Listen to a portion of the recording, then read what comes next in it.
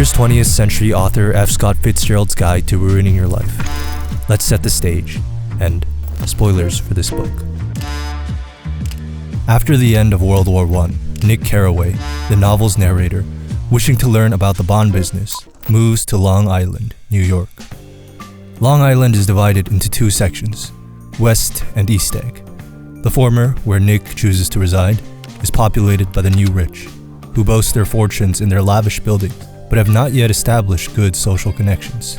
Next to Nick lives Jay Gatsby, a mysterious man who throws extravagant parties weekly, but never attends them. One afternoon, Nick drives across into East Egg to meet his cousin Daisy and her wealthy husband, Tom Buchanan. Here, Nick is told by Daisy's friend that Tom is having a secret affair with Myrtle, a woman who lives in an industrial dump. Later in July, this is confirmed as Tom, Myrtle, and Nick end up going to a party where alcohol is involved. There, Myrtle taunts Tom about Daisy, and Tom responds by breaking her nose. Step 1. Be wrathful. Become angry and filled with hatred at others. This works especially well if you are already in the wrong. Overall, put yourself in situations, particularly involving drugs or immorality, where your anger will shine through. After this incident with Tom, Nick returns to his home in West Egg, where he finally starts getting accustomed to his noisy neighbor. On one summer day, however, Nick gets an unexpected invitation to one of Gatsby's infamous parties. He accepts, and upon going, he meets Daisy's friend, Jordan, again, and ends up spending dinner with her until she is called to a private meeting with Gatsby. Returning to Nick later that evening, she is amazed at what she has heard. Over the summer, Nick grows closer to Jordan and Gatsby. Gatsby tells Nick that supposedly his wealth is from a large inheritance. Nick is skeptical, but he moves on. Later that day, Jordan tells Nick one of Gatsby's secrets. Gatsby met Nick's cousin, Daisy, 5 years ago, and he and her were in love. And while she let go of him for Tom, Gatsby has still held on to his infatuation. So, the reason for Gatsby's extravagant parties is to impress Daisy on the other side of West Egg.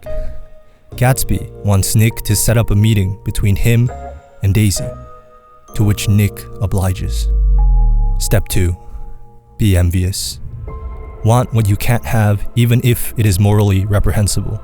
Be joyful at another person's misfortune and miserable at their success. Eventually, Daisy and Gatsby meet, and after an initial awkward reunion, they get along well. Maybe too well.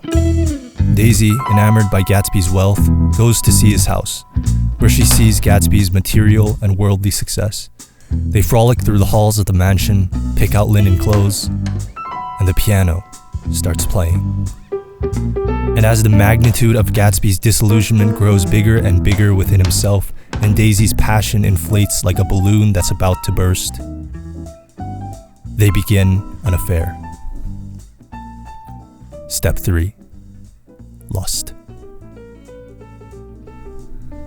The truth was that Jay Gatsby of West Egg, Long Island, sprang from his platonic conception of himself.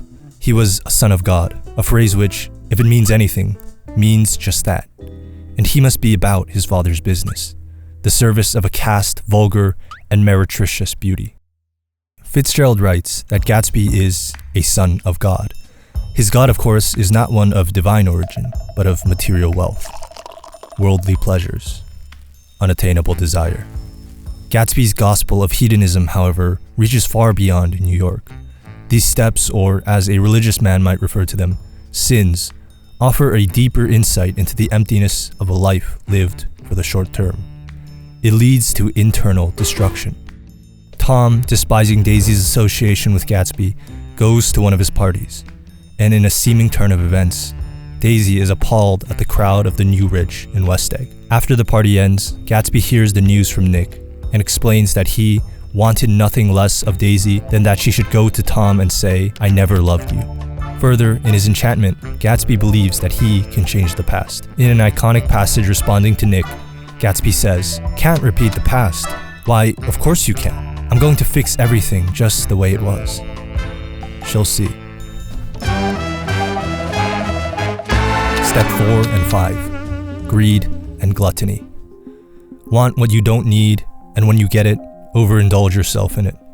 Believe that the world is fundamentally a zero-sum game. If one wins, another must lose. After all, if you believe that there is not enough for everybody, there's only enough for you. In a word, greed is wanting too much, gluttony is having too much. And if you're trying to ruin your life, this is good news. Eventually, at a lunch gathering in Buchanan's house, Tom realizes that Daisy and Gatsby are in love with each other and urges everyone present to drive to New York City immediately. Daisy and Gatsby go in Tom's blue coupe, while the rest go in Gatsby's car.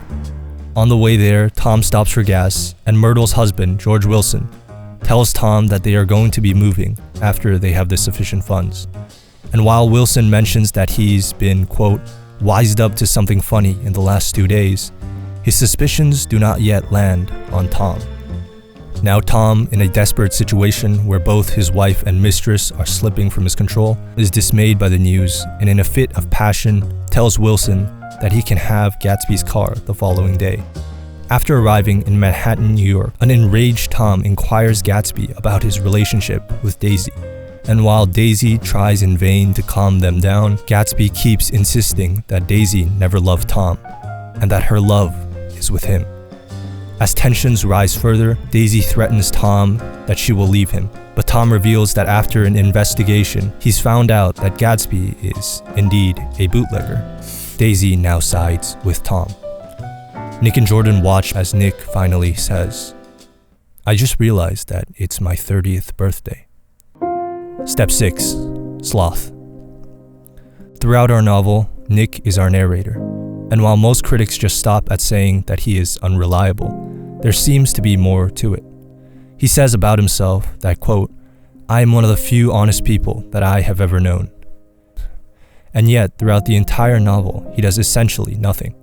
He watches his friends commit numerous destructive behaviors onto others, and yet doesn't lift a finger to do anything. Even the name of the book, The Great Gatsby, which is likely titled by Nick, is incredibly strange and alludes to Nick's disillusionment with reality. Sloth refers to an emptiness of the soul, wandering around from place to place, and for a person like that, the false hope of Gatsby's gospel is attractive. At the climax of the novel, however, Daisy, driving Tom's car together with Gatsby, kills Myrtle, who thought it was Tom driving. The following day, Wilson, her husband, after being told by Tom that it was Gatsby who was at the wheel, concludes that Gatsby must be the one that is having an affair with Myrtle. With his conclusion drawn, he drives to Gatsby's house and shoots 2 bullets, one for Gatsby and one for himself. The Great Gatsby is often overlooked. After all, it's short and sounds like a simple, failed love story. But upon a deeper analysis, the thought and symbolism run much deeper. Literary critic Maureen Corrigan even goes as far as to say that this book is our greatest American novel. As just one example of the masterful use of symbolism, take the prevalence of the colors white and yellow, representing innocence and corruption, respectively. Daisy is nearly always in white, and while Gatsby's car is described as cream at the beginning, ambiguous between yellow and white, after Gatsby's affair kicks off, it is described as yellow by Wilson. Further, Tom drives the yellow car when they are heading to Manhattan, as he reveals he is still interested in having an affair himself. And after he says he'll give the yellow car to Wilson, Wilson kills Gatsby in the following days. Amongst all these symbolisms, it's no surprise that there are littered throughout The Great Gatsby several theological themes. This makes sense as the author of the book, Scott Fitzgerald, and his wife were Christian, being Catholic and Protestant respectively. Gatsby's death quite obviously parallels itself with Jesus' death, Wilson portraying Judas betraying Christ and then hanging himself. Unlike Christ, however, Gatsby, in his own fantasies of materialism and luxury, finds himself in a peculiar position. In Mark 8:36, Jesus says to Peter, "For what shall it profit a man if he shall gain the whole world and lose his soul?" And this question is posed not only to Gatsby, but to all characters and readers of the novel. The man who pursues this corrupted American dream filled with wrath, envy, lust, greed, gluttony, sloth, and pride finds himself trapped with no exit. And this brings us to the 7th and final step: pride. Believe that none of this applies to you, that the characters in The Great Gatsby are mere abstractions that don't deserve consideration.